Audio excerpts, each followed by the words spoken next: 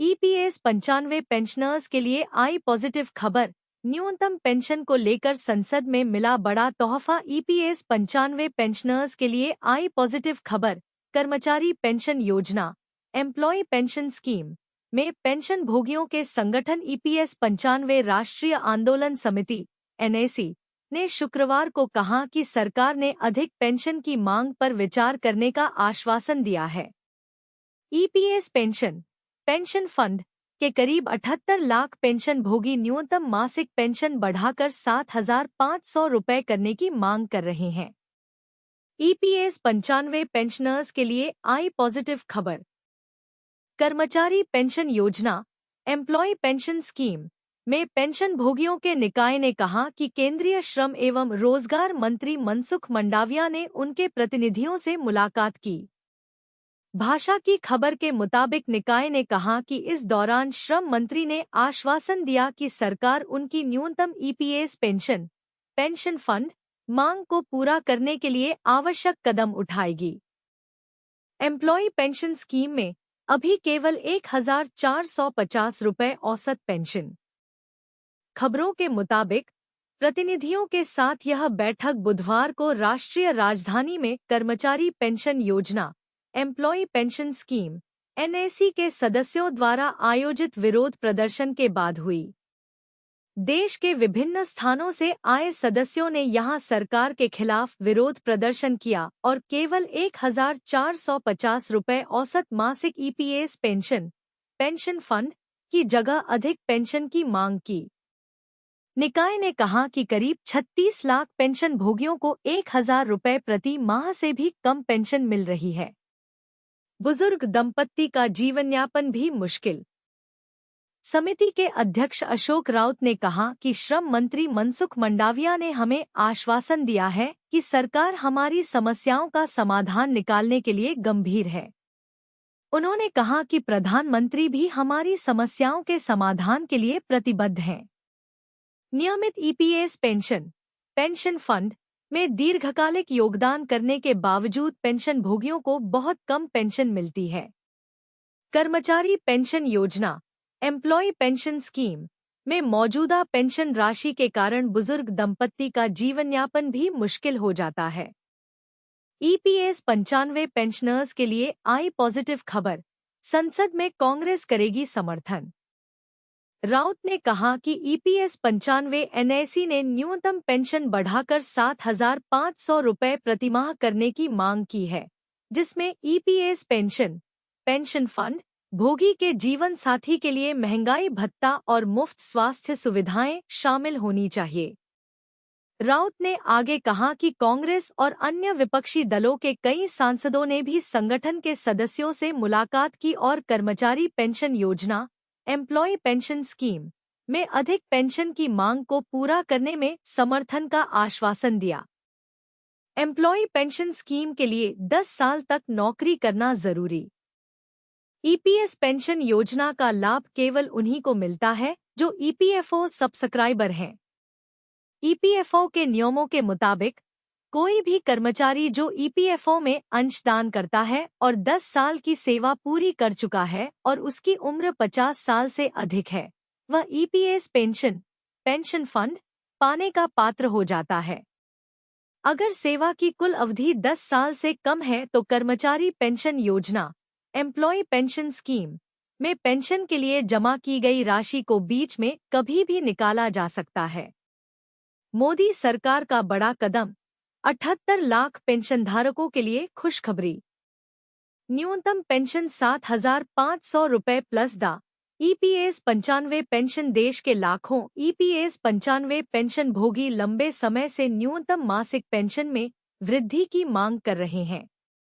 वर्तमान में ईपीएस 95 योजना के तहत पेंशनधारकों को औसतन केवल 1,450 रुपये प्रति माह की पेंशन मिलती है, जो कि उनके दैनिक खर्चों के लिए बहुत कम है।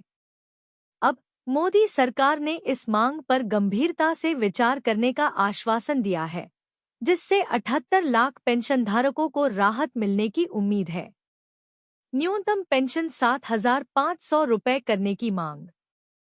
ईपीएस 95 कर्मचारी पेंशन योजना के तहत आने वाले पेंशनधारक न्यूनतम मासिक पेंशन को बढ़ाकर 7,500 रुपये करने की मांग कर रहे हैं।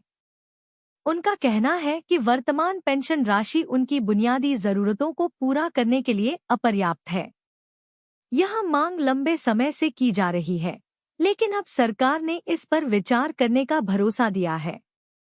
श्रम मंत्री की बैठक में बड़ा फैसला। केंद्रीय श्रम एवं रोजगार मंत्री मनसुख मांडविया ने हाल ही में पेंशनधारकों के प्रतिनिधियों से मुलाकात की। इस बैठक में पेंशनधारकों ने अपनी समस्याओं को विस्तार से रखा और पेंशन में वृद्धि की मांग की। मंत्री ने आश्वासन दिया कि सरकार उनकी मांगों पर गंभीरता से विचार करेगी और समाधान के लिए आवश्यक कदम उठाएगी। लंबे विरोध प्रदर्शन के कारण मिली सफलता। ईपीएस 95 राष्ट्रीय आंदोलन समिति (NAC) के सदस्यों ने दिल्ली में विरोध प्रदर्शन भी किया, जिसमें उन्होंने अपनी मांगों को जोरदार तरीके से उठाया। उनका कहना है कि आज के महंगाई के दौर में 1,450 रुपये की मासिक पेंशन से जीवनयापन करना असंभव है। समिति ने यह भी बताया कि देश में लगभग 36 लाख पेंशनधारक ऐसे हैं जिन्हें 1,000 रुपये से भी कम पेंशन मिलती है। पेंशन के साथ मिलेगा महंगाई भत्ता। पेंशनधारकों की प्रमुख मांगों में से एक यह भी है कि बढ़ी हुई पेंशन के साथ महंगाई भत्ता भी दिया जाए। इसके अलावा पेंशनधारकों के जीवन साथी के लिए मुफ्त स्वास्थ्य सुविधाओं की भी मांग की गई है। पेंशनधारकों का मानना है कि यह कदम उनके जीवन को अधिक सुरक्षित और स्थिर बनाएगा। प्रधानमंत्री नरेंद्र मोदी की भूमिका।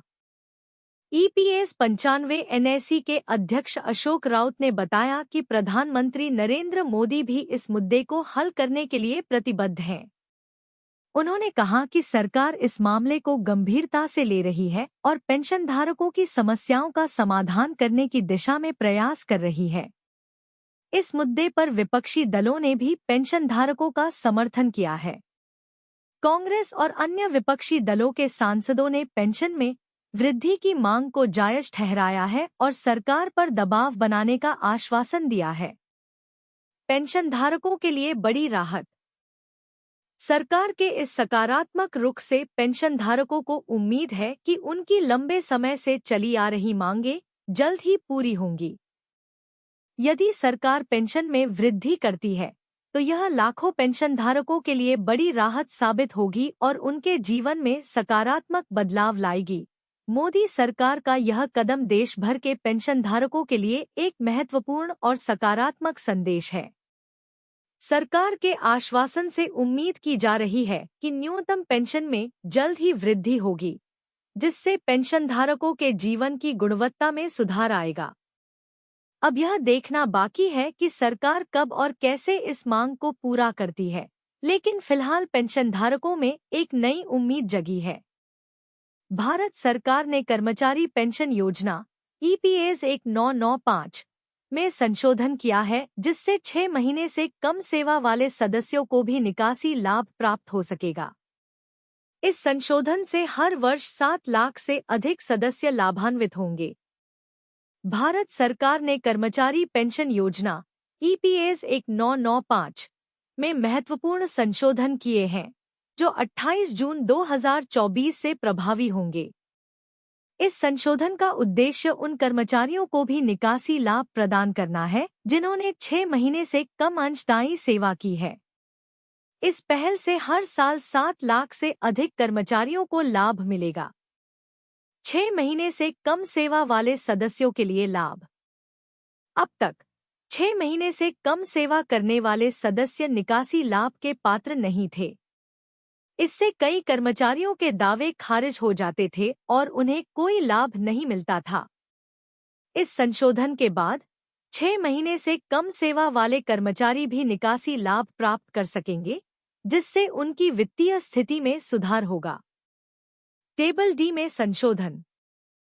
सरकार ने टेबल डी में भी संशोधन किया है, जिससे अब सेवा के प्रत्येक पूरे महीने को ध्यान में रखकर निकासी लाभ की गणना की जाएगी।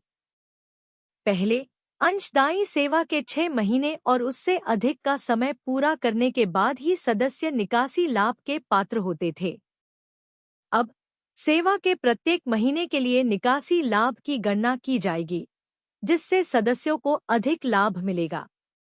उदाहरण के लिए, पहले 2 वर्ष और 5 महीने की सेवा के लिए 29,850 रुपये का निकासी लाभ मिलता था, जबकि अब संशोधित टेबल डी के अनुसार 36,000 रुपये का निकासी लाभ मिलेगा। वित्तीय वर्ष 2023 से 24 के आंकड़े। वित्तीय वर्ष 2023 से 24 में 30 लाख से अधिक निकासी लाभ के दावों का निपटारा किया गया। इस दौरान 6 महीने से कम अंशदायी सेवा के कारण लगभग 7 लाख दावे खारिज कर दिए गए थे।